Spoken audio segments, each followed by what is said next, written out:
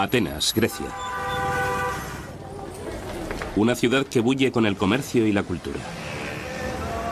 También es una ciudad de fe griega ortodoxa, parte del gran brazo occidental del cristianismo.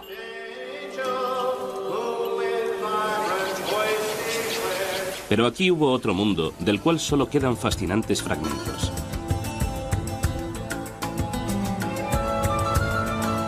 Aquellos que se aproximan al pasado van en busca de un mundo que era igualmente bullicioso, igualmente piadoso. El mundo de los antiguos griegos. Aún nos habla a través de uno de sus legados, la mitología griega. Estaba poblada de muchos dioses y diosas, cada uno con determinados poderes en el mundo y con una historia particular. Durante decenas de miles de años antes de los tiempos bíblicos, los relatos de los dioses y sus actividades fueron transmitidos por los narradores. Es sumamente difícil, pero intentamos imaginar cómo eran aquellos tiempos. Si hago memoria, creo que mis historias favoritas sobre los dioses, las que más me hicieron pensar y más me impresionaron, fueron la de cómo Atenea nació de un dolor de cabeza de Zeus, la de Apolo, que fue un joven alocado, y luego se convirtió en el dios del orden, de la música y el arte, y la de Poseidón, que era el protector de nuestra capital, y además estaba a favor de la paz. Presidiendo a todos estaba Zeus, dios del cielo, dios del trueno. Zeus es un dios del cielo, y te encuentras en los dominios de Zeus cuando estás en plena naturaleza. Zeus ejercía algo de control sobre si tenías o no un buen día, o una buena o mala vida. Tenías dos frascos en el umbral. Uno contenía el bien y otro el mal. Y a cada hombre, Zeus le servía una porción de bien y otra de mal. Estaban Afrodita y Artemisa, dos caras de la misma moneda. Afrodita. ¿Y de qué es diosa? Es la diosa de la sexualidad. De la sexualidad femenina. Es la diosa de la belleza. Está relacionada con muchos temas de la fertilidad. En el otro extremo tenemos a Artemisa, que es una virgen muy casta. Y Apolo, quien, como todos los dioses y diosas de la antigua Grecia, tenía más de un poder. Él es el organizador, el civilizador. Es el quien lleva carreteras donde nunca las había habido. Es el quien cura, pero quien también puede traer las plagas. Esto es algo que ocurre con muchos dioses griegos. Si pueden provocar algo, también pueden detenerlo. Era un dios, como se ha expresado con brillantez. Un dios distante y, por lo tanto, trataba con la gente no cara a cara y cuerpo a cuerpo. Se le daba mejor disparar su arco y matar a la gente desde muy lejos. Por consiguiente, sus amores también era mejor mantenerlos a distancia. Estos dioses y diosas evolucionaron conforme los antiguos griegos intentaban encontrar sentido, y tal vez fue en un mundo que con frecuencia suponía un desafío. Sus historias fueron adornadas y alteradas con el tiempo a medida que distintas civilizaciones entraron en contacto con la antigua Grecia. Grecia ha estado habitada desde aproximadamente el año 700 a.C. Y hubo invasiones de pueblos de Oriente Medio y del norte. Y cada invasión no condujo a que hubiera otro grupo de divinidades, sino a más estratos de divinidades añadidos a las ya existentes. De modo que los dioses griegos son una amalgama de múltiples culturas, sobre todo de culturas de Oriente Medio. Los dioses griegos tenían tal diversidad que no se parecen a ninguno de los muchos otros dioses de la cuenca del Mediterráneo, porque incorporaron elementos de los muchos pueblos que les rodeaban y no se corresponden claramente con los de sus religiones, digamos de la celta o la italiana. Estos relatos se transmitieron oralmente, pero en algún momento, en torno al año 750 a.C., fueron recopilados, organizados y escritos. Aunque los estudiosos discuten si uno o varios autores participaron en ese esfuerzo, la opinión generalizada es que fue obra de uno, Homero. Que sepamos, la auténtica cristalización de la mitología griega tuvo lugar hacia los tiempos de Homero, en el año 750 a.C. Y con Homero encontramos la creación de la mitología griega y la de los dioses. Homero le dio sus dioses a los griegos. Él les dio, de hecho, lo más parecido a una Biblia que tuvieron los griegos. En el principio, nos dice Homero, estaba Océano, un espíritu con forma de un gran río circular e interminable que desembocaba en sí mismo. También había otra presencia, Tetis, a veces llamada la primera madre. Cuando finalmente se unieron, iniciaron la estirpe que con el tiempo produjo los dioses y diosas de los antiguos griegos. Unos 50 años después de Homero, el poeta Hesíodo escribió la Teogonía, en la que también describe la creación de los dioses. Pero según Hesíodo, el mundo empezó de otro modo. Primero existió una presencia sobrenatural llamada caos, con lo que Hesíodo quiere decir el vacío, no el desorden. Érase una vez el caos. Y tras el caos existió una diosa llamada Gea, la tierra. Y Gea se acostó, se casó y se unió a Urano, el cielo. Sin embargo, Urano no quería tener hijos. Se sentía amenazado por ellos e impidió que nacieran. Gea conspiró con Cronos, uno de sus hijos nonatos, quien castró a su padre, suponemos que desde el vientre de su madre.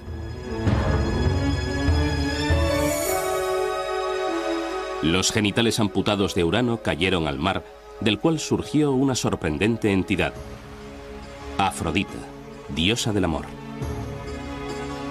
Estos relatos componen lo que se conoce como mitología griega, que se deriva de la palabra griega mitos. Da a entender algo falso. Pero para los antiguos griegos, estos relatos eran una cuestión de fe. Les ayudaron a explicar cómo y por qué el mundo funciona de la forma que lo hace. Curiosamente, el amor y la guerra, o la violencia y el sexo, están profundamente ligados en la mitología griega. No solo en esta, sino en diversas mitologías. ¿Por qué están conectadas estas dos cosas? Creo que los pueblos antiguos, y sin duda los griegos, creían que los sentimientos profundamente apasionados estaban conectados de alguna manera a la mente y las emociones humanas. Es decir, los grandes deseos y los grandes miedos o los grandes odios estaban de alguna manera relacionados. De esta manera, los relatos y personajes de la mitología griega tenían una aplicación en la vida real. La historia de la creación de Hesíodo sigue narrando cómo Cronos libera a sus hermanos y hermanas del vientre de Gea. Esos seres serían conocidos como los titanes, nacidos solo después de que su padre fuera castrado. El tema del conflicto entre padre e hijo tiene continuidad cuando Cronos termine matando a sus propios hijos. Cronos se casó con Rea. Cada vez que Rea daba luz, él devoraba a su hijo. Rea quería intensamente tener hijos, de modo que cogió a un bebé, Zeus, cuando nació. Lo envolvió y lo escondió en una cueva en Creta, donde se criaría. Y le dio a Cronos una piedra envuelta en pañales que éste devoró creyendo que se comía al bebé. Bien, Zeus creció, vino, atacó a su padre y todos los hijos surgieron. Y ese fue el principio de los dioses olímpicos. Zeus recuperó la piedra con la que su madre engañó a su padre. Incluso ahora puede verse en el santuario de Delfos. Siempre existe una especie de conflicto innato entre padres e hijos. Hasta este siglo, Grecia ha tenido en realidad una economía de subsistencia. De modo que si se tiene una pequeña granja, el padre está al frente de ella, el hijo, incluso el mayor, no tendrá derechos de ningún tipo hasta que su padre le deje paso, se jubile o muera. ¿Cuál es el problema aquí? Obviamente hay una auténtica preocupación por temas de sucesión y poder. Una vez que Zeus salva a sus hermanos y hermanas de su padre, toman el monte Olimpo. Desde ese bastión luchan por el control del mundo contra su padre, sus tíos y tías, que eran todos titanes. Finalmente, los dioses y diosas del Olimpo se impusieron. Reconocieron a Zeus, que también es dios del cielo, como su rey. Pero los seres humanos aún tienen que hacer su aparición. A continuación, la excitante e inquietante llegada de la humanidad al mundo.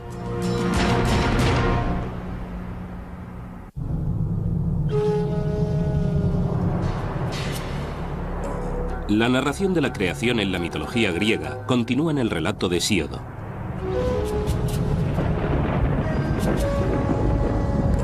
Generaciones de dioses continúan luchando unos contra otros antes de la llegada de la humanidad al cosmos. Creo que dice algo muy interesante de una cultura. Si ésta considera como momentos de formación tanto los de conflicto como los de producción unificada, de producción pacífica. Cada vez que estudio o enseño un curso que trata de la mitología griega, no deja de abrumarme lo persistentes que son esos conflictos. Tras triunfar sobre los titanes, el gran dios Zeus se casa con Metis, una titán, y por lo tanto, su tía. Con el tiempo, tienen una hija que nace totalmente desarrollada y armada de su cabeza. Es Atenea, la diosa de los guerreros. Otros dioses y diosas se incorporan al mundo, cada uno con diferentes funciones. Todos tienen, no obstante, algo en común. Un atributo que los distingue de prácticamente todas las demás divinidades del mundo antiguo. Su imagen es humana. Si pensamos en la religión egipcia, con sus dioses que poseen cabezas de animales o cuerpos de diversos animales, o en las religiones acadias, mesopotámicas o hititas, en la que vemos a divinidades asociadas con leones y otros animales feroces. La decisión de los griegos de representar de alguna manera a sus dioses como griegos es una auténtica innovación. No estamos del todo seguros de dónde procede. Cuando pensamos en la divinidad, hablamos de lo desconocido. Y solo se puede hablar de lo desconocido en términos de lo desconocido. En la Biblia hebrea, en el Génesis, dice que Dios bajó a la tierra y anduvo en el jardín del Edén por la tarde cuando hacía fresco. Es casi imposible hablar de divinidades sin hacer algo así. Xenófanes dijo que si los caballos pudieran dibujar, dibujarían sus dioses como caballos. En la narración de Homero, no es hasta que los dioses y diosas se instalan en el monte Olimpo cuando empieza a desarrollarse la historia de los seres humanos. Los relatos judeocristianos del principio del mundo culminan en la creación del hombre por Dios, al que se le da el dominio sobre todas las demás criaturas en la tierra. Sin embargo, los antiguos griegos creen que el nacimiento de los humanos reviste poca importancia para el cosmos. Aunque los griegos tenían un universo centrado en los humanos, su visión del hombre fue casi una idea de último momento. Era una criatura insignificante en el universo, algo ciertamente menor que los dioses. Luego, la creación de los humanos tenía que ocupar un segundo o tercer lugar en el mundo griego del cosmos y las deidades olímpicas. ¿Por qué se le dio a la creación del hombre un papel tan pequeño en la creación del universo? Podría deberse a que los griegos dieron por sentado que los humanos siempre habían existido, que los seres humanos eran en efecto tan importantes que nunca hubo una etapa en la que no existieran. Esto no deja de ser aún un misterio. Me gusta pensar que el mito griego refleja una cierta comprensión del lugar de los humanos en el mundo, que no son el centro de las cosas, que hay toda una profusión de cosas en el mundo creado en las que los humanos tienen que encajar. Esto supone un gran contraste con un buen número de culturas y sistemas de creencias. Igual que con el inicio de los dioses, la mitología griega contiene distintos relatos de la creación del hombre. En ninguno de ellos los inicios de la humanidad son prometedores. Vivíamos como hormigas en el suelo y no sabíamos leer ni conocíamos las estaciones del año, ni el clima, ni podíamos pensar ni oír. No éramos más que gusanos despreciables. En la versión de Homero de la creación de los humanos, el dios Prometeo crea al primer hombre de barro y le infunde vida. En el relato de Hesíodo, Zeus crea razas sucesivas de hombres, de oro, plata, bronce y hierro. Parece que cada raza simbolizaba distintos aspectos de la condición humana. La primera raza de hombres está hecha de oro. Su vida es fácil, sus cosechas son abundantes. Literalmente festejaban con los dioses. En el principio hubo una era de oro, y la gente vivía en la tierra, y sus cultivos crecían por sí solos, y todo el mundo era bueno y justo. Toda esa gente simplemente desapareció al cabo de un tiempo. La raza de oro parece haber vivido una historia perfecta, por lo visto, en un paraíso. Y sin embargo, esta raza desaparece sin explicación. En el relato bíblico del paraíso, las penurias de la vida se ven como resultado de la caída en desgracia de Adán y Eva en el jardín del Edén. Para la desaparición de la raza de oro de la mitología griega no hay tal explicación. El motivo de su destino sigue siendo un misterio. El sistema griego en el que los humanos y su creación no son tema de preocupación difiere mucho de lo que se encuentra en el Génesis, donde tenemos toda esa atención en la creación del primer hombre. Claro está, en el Génesis está relacionada con lo que sigue, con qué pasó después de que la primera pareja desobedeciera a Dios. En los mitos griegos, desobedecer a los dioses no es un problema tan grande como en el Génesis. Entonces, ¿por qué Hesíodo no tiene una respuesta? ¿O por qué no nos da una respuesta a por qué la raza de oro desapareció? Teniendo el mito judeocristiano de la expulsión del jardín del Edén, porque evidentemente eso fue culpa de Adán y Eva. Lo que esto significa es que no hay una buena explicación a por qué el mundo es tan difícil ahora, a por qué los humanos tienen tantos problemas. Cuando la raza de oro se extingue, Zeus crea a los hombres de plata. Pero esa raza no es muy evolucionada. Los hombres de la Edad de Plata fueron bebés mucho tiempo y luego tuvieron un corto periodo de madurez para después sufrir una vejez espantosa y desaparecer bajo tierra. Eran más arrogantes y no adoraban a sus dioses lo suficiente. A continuación llegaron los hombres de bronce, que se exterminaron a sí mismos en constantes guerras. Finalmente apareció la raza de hombres que viven hoy día. De ellos se dice que son hombres de hierro. Así que, en esencia, la historia de la degeneración se ha trasladado a la era actual, donde muestra un equilibrio entre las diversas visiones de las cosas importantes de la vida para los griegos. A saber, su actitud hacia los dioses y hacia la guerra y hacia luchar por su ciudad-estado y sobre cómo congeniar o no los unos con los otros. Curiosamente, todas estas historias explican la creación de solo la mitad de la raza humana, el hombre. La mujer es creada como una desgracia, un castigo, y todo por un engaño. La primera mujer fue enviada a la Tierra como un castigo a la humanidad. Esto suena increíblemente misógino, y fue una historia inconcebiblemente misógina por parte de Hesíodo, que la contó en el año 700 a.C. Pero cuenta la historia que uno de los dioses, Prometeo, intentó engañar al amo y señor de todo el cosmos, Zeus. Prometeo es el dios embaucador. Es un dios listo. Prometeo significa previsión. Mató a una oveja y cogió al animal y toda su estupenda y sabrosa carne y la metió en su repugnante vientre. Y cogió todos los huesos pelados y los envolvió en hermosa, blanca y reluciente grasa, que, claro está, es lo que arde en el sacrificio. Y le presentó los 2 paquetes a Zeus y le dijo: elige. Zeus sabe que Prometeo le está engañando, que representa a la humanidad. Como represalia, Zeus castiga a los hombres quitándoles el fuego. A su vez, Prometeo roba el fuego y se lo devuelve a la humanidad.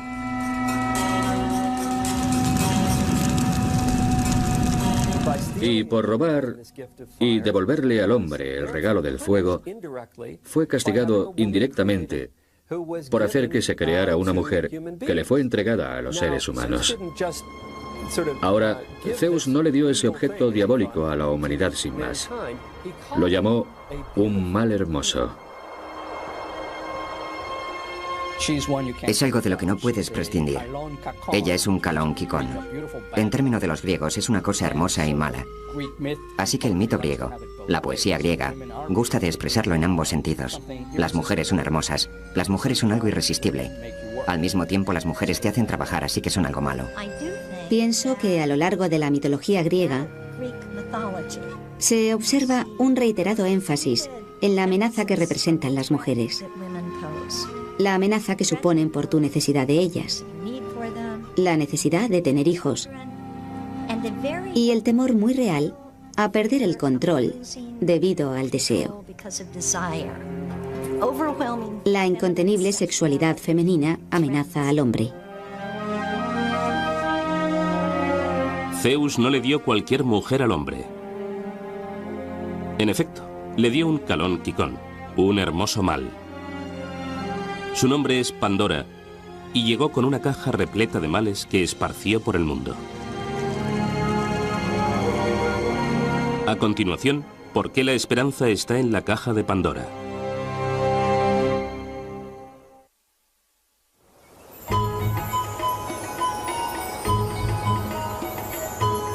La primera mujer en la mitología griega es Pandora, y su historia recuerda la de Eva y el fruto prohibido en el jardín del Edén. Se le entrega una caja y se le dice que no la abra, pero Pandora lo hace. Y todos los males del mundo son liberados. La enfermedad, el dolor, el sufrimiento, las plagas. Demasiado tarde cierra la caja dejando solo una cosa, la esperanza. ¿Pero qué hace la esperanza en la caja llena de males de Pandora? La esperanza está ahí como un mal, lo cual creo que es fascinante. La esperanza es un mal, porque te permite actuar con la sensación de que puedes controlar el futuro. Y en Hesíodo eso es muy peligroso. No puedes controlar el futuro, y hacerlo es obrar engañado. ¿Es la esperanza algo bueno o malo?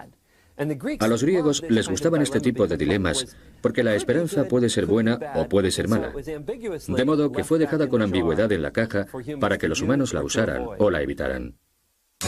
Pandora es quizá el más importante, pero sin duda no el único ejemplo de mujeres que son el origen del mal en la mitología griega. Algunos estudiosos encuentran un significado más profundo a este menosprecio a las mujeres y señalan a Afrodita, la diosa del amor. Si miramos a los mitos de Afrodita, que es lo más hermoso y sexualmente deseable que pueda haber, los hombres la temen. Vio a un hombre, un ser humano, Anquises, en una colina a las afueras de Troya y quiere acostarse con él. Se le aproxima y él le dice: «Eres demasiado hermosa para ser humana. Tienes que ser una diosa y no quiero acostarme contigo». Y ella le responde: «No, solo soy una doncella de los alrededores». De modo que se acuestan y cuando él despierta, ella ya ha adoptado su personalidad de diosa y él se aterra. Le aterra que vaya a ser castrado, que vaya a perder toda su fuerza. En contraste, los antiguos griegos creían que Atenea, una diosa sin papel sexual, era una gran fuerza del bien.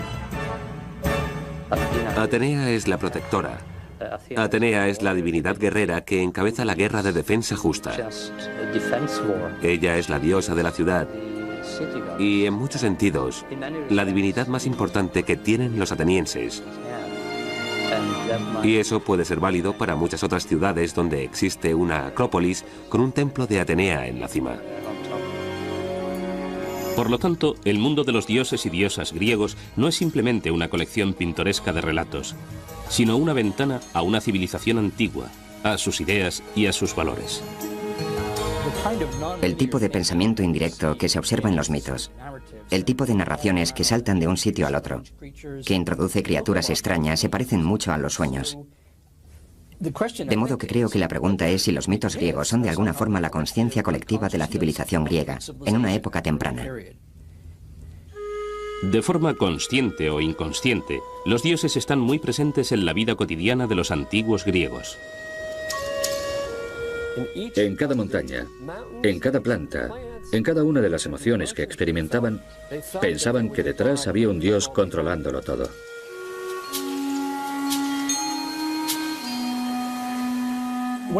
Una de las cosas atractivas y singulares de la religión griega, desde el principio, es su receptividad al entorno.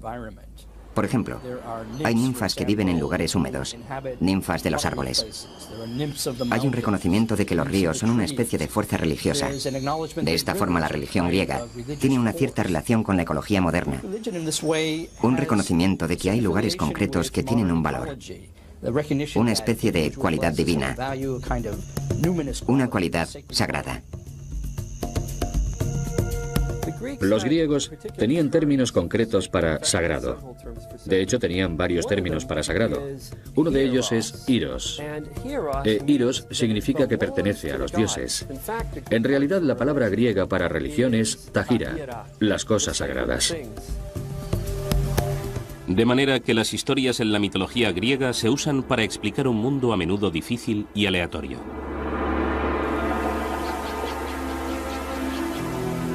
El invierno nace cuando Perséfone, la hija de la diosa Deméter, es raptada por el dios Hades y llevada al infierno para ser su esposa. Deméter estaba terriblemente alterada por haber perdido a su hija y empezó a recorrer el mundo en su busca. No pudo encontrarla. Lloró, gimió, los cultivos no crecieron y por lo tanto los dioses no recibían suficientes sacrificios. Algunos dioses acudieron a Zeus y le dijeron: tienes que hacer que Perséfone vuelva con su madre, que ésta haga crecer los cultivos para que recibamos nuestros sacrificios y la gente no muera. Al final, a Perséfone se le permite volver con su madre, pero con una condición. Cada año, Perséfone tiene que pasar 3 meses con Hades. Es durante ese periodo que su madre Deméter, la diosa de la agricultura, está inconsolable, y de ahí que cada año los campos estén yermos durante el frío invierno. De ese modo, las grandes penurias de la vida eran explicadas. Las dificultades personales, sin embargo, a menudo se explicaban como producto de alguna ofensa a los dioses. Aquellos que ofendieran a los dioses eran castigados, no por una autoridad terrestre, sino por los propios dioses.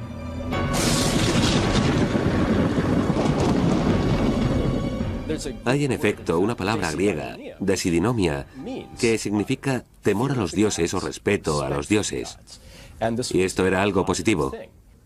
La vida se consideraba algo bastante precario y era preciso hacer todo lo posible para poner a los poderes que existieran de tu parte para mantenerte a salvo. Muchos vivían apenas a una sequía de distancia del hambre. Y no se puede jugar con un mundo así. Una de las cosas que me encantan de los mitos griegos es que nunca dejan salir a nadie del atolladero. Nunca dicen que tal cosa pasó porque los dioses hicieron que pasara. Es culpa nuestra si no somos capaces de entender el porqué. Es en cierto modo un mundo difícil en el que vivir. En un mundo difícil, la gente con frecuencia busca un héroe. Alguien que les traiga la liberación de una vida aparentemente llena de adversidades. Hay quienes piensan que un niño nacido de un dios griego y una mujer mortal prefigura la aparición de Cristo. ¿Estaba esto destinado a pasar? A continuación, 2 de las mayores figuras de la mitología griega y cómo esclarecieron la idea de los antiguos griegos del destino contra el libre albedrío.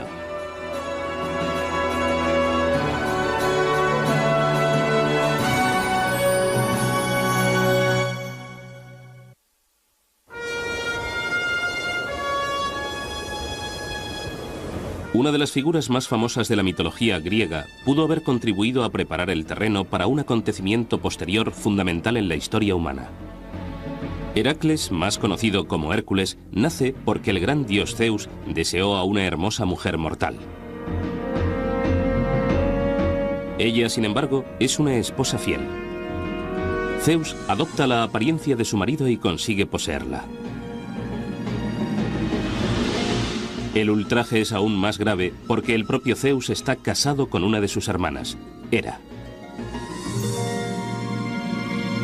La idea de que los dioses no siempre son éticos, no siempre son honestos, es una que tiene sentido cuando piensas en ello. Y los griegos parecieron sentirse a gusto con ella durante muchos siglos. Tiene sentido porque si los dioses son humanos, pero de algún modo mejores, más fuertes, más poderosos, inmortales, nunca tienen que atenerse a las consecuencias de aquello que hagan. Mientras que los humanos, sí. El peso de obrar éticamente, de pensar en las consecuencias, recae en los humanos, no en los dioses. Hera no puede descargar su ira contra Zeus. En un acto característico de un dios griego, elige como blanco de su rencor al niño nacido de la infidelidad de su marido. Heracles tal vez sea el héroe griego más famoso, una figura especialmente importante en la mitología griega. Incluso en su infancia, Heracles está dotado de una fuerza extraordinaria. Hera manda mortíferas serpientes a su cuna y Heracles las estrangula a las dos. Muchos de los héroes griegos tenían de hecho un padre divino y otro mortal. Por lo general, un héroe era un hombre de una fuerza superior a la normal que estaba de alguna manera señalado para tener una vida de logros, pero también de enormes dificultades. Les costaba mucho integrarse en la sociedad precisamente por sus grandes capacidades. La vengativa Hera continúa persiguiendo al hijo ilegítimo de su marido a lo largo de su vida, llevándolo a tener ataques periódicos de ira o de locura. Profundamente contrito por los asesinatos y otros delitos que comete durante esos ataques, Heracles emprende trabajos de arrepentimiento, a menudo matando a tiranos y monstruos.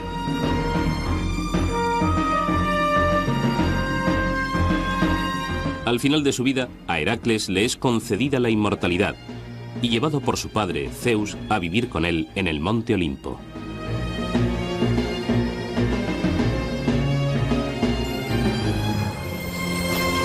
Así, la historia de Heracles pudo haberle preparado el terreno al apóstol Pablo, quien siglos más tarde les llevó a los griegos noticias de una nueva fe.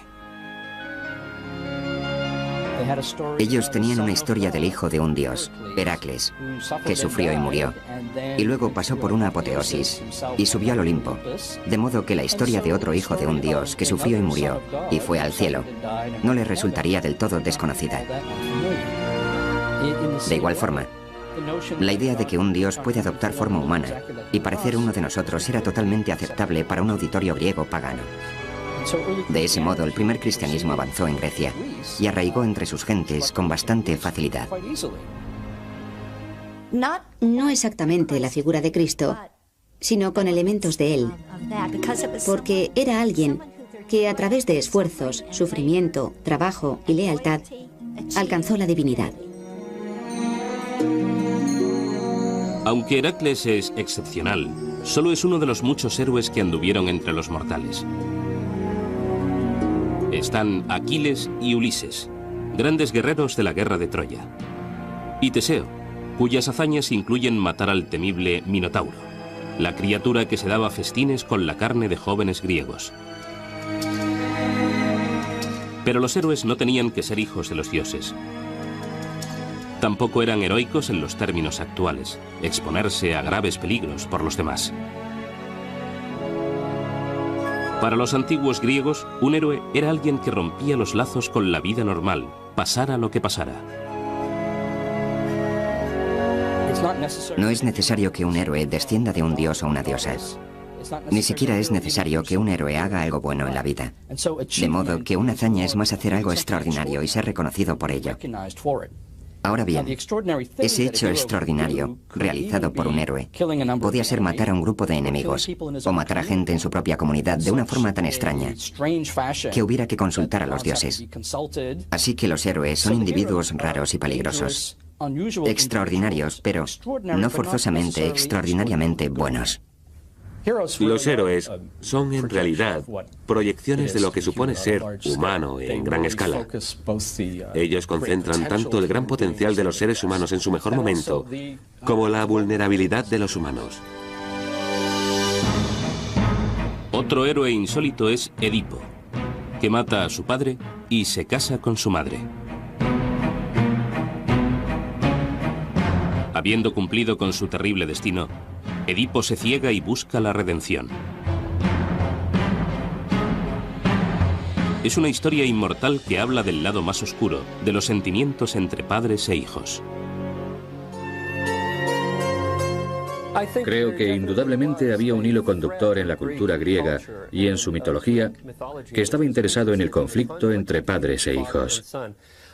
Está claro que Sigmund Freud, lo notó y se aprovechó de la historia de Edipo para su complejo de Edipo.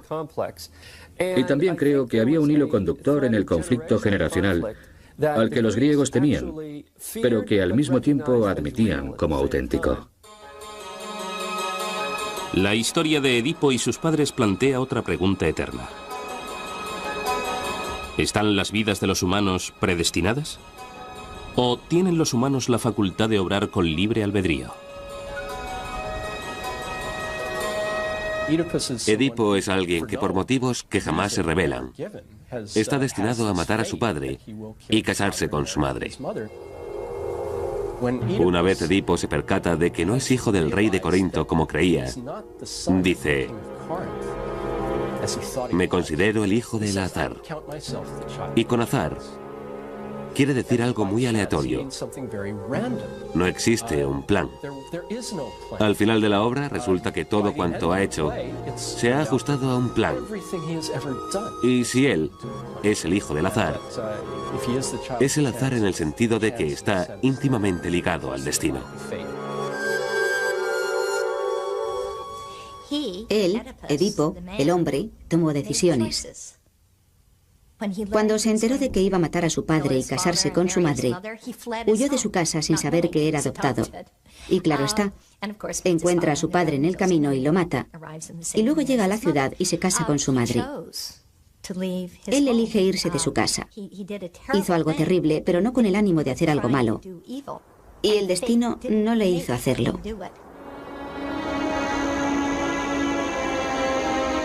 El problema del destino de una persona contra el papel del libre albedrío era de tal importancia para los antiguos griegos que personificaron al destino en la forma de 3 diosas. Cuando leemos la poesía de Homero, parece que fluye en 2 direcciones. Por un lado, las Parcas son 3 mujeres: Cloto, Láquesis y Atropos. Sus nombres significan la tejedora, la controladora, y no hay vuelta atrás. Ellas tejen un hilo para la vida de cada persona, cuando nace, y determinan cuándo la vida de esa persona tendrá fin. Por otro lado, vemos en la poesía de Homero que el destino es un poder superior a los dioses. Los dioses se inclinan ante el destino en varias ocasiones. Podemos mirar la historia de Edipo y hablar del destino. ¿Estaba predestinado a matar a su padre y casarse con su madre? Sí. ¿Qué significa eso? ¿Supone eso que no tenía libre albedrío? No, no significa eso, significa que eso era lo que iba a pasar. Los griegos tenían una visión muy compleja de cómo funcionaba el mundo.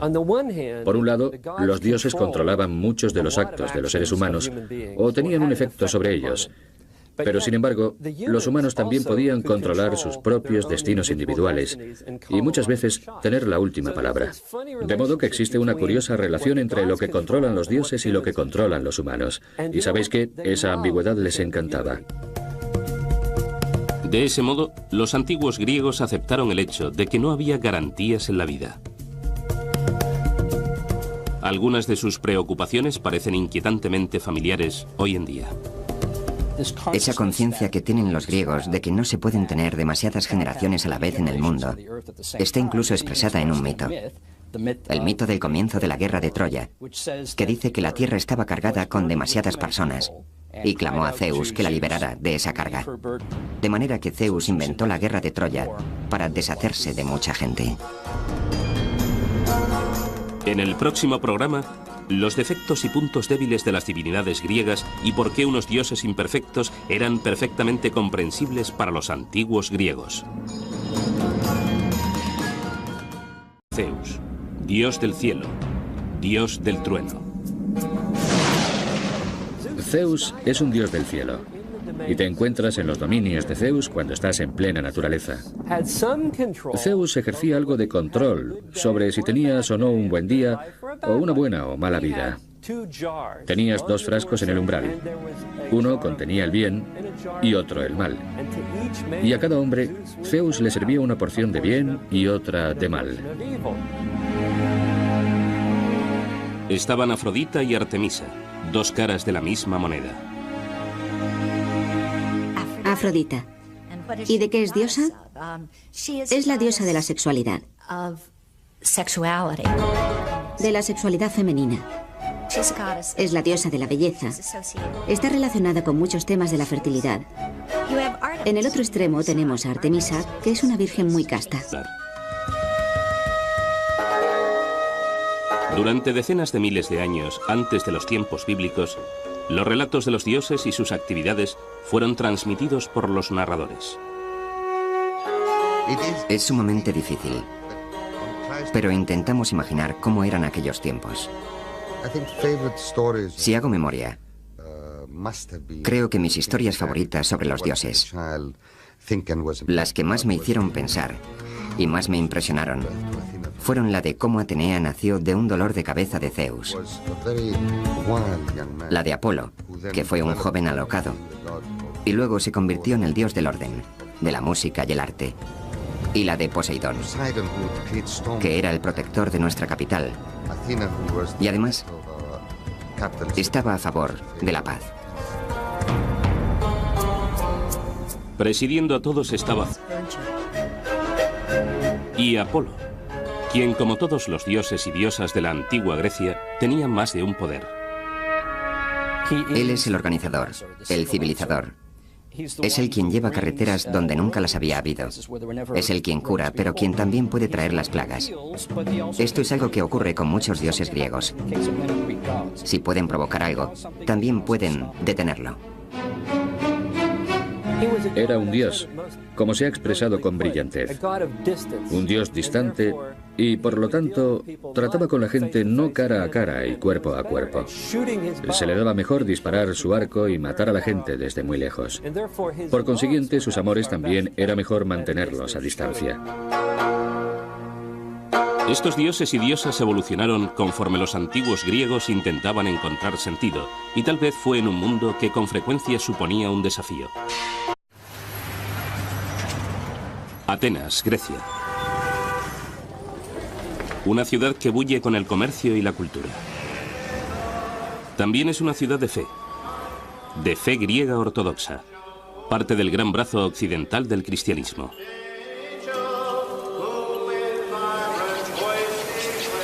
Pero aquí hubo otro mundo, del cual solo quedan fascinantes fragmentos.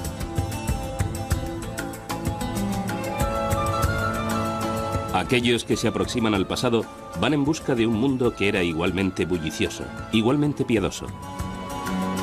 El mundo de los antiguos griegos. Aún nos habla a través de uno de sus legados, la mitología griega. Estaba poblada de muchos dioses y diosas, cada uno con determinados poderes en el mundo y con una historia particular. Sus historias fueron adornadas y alteradas con el tiempo a medida que distintas civilizaciones entraron en contacto con la antigua Grecia.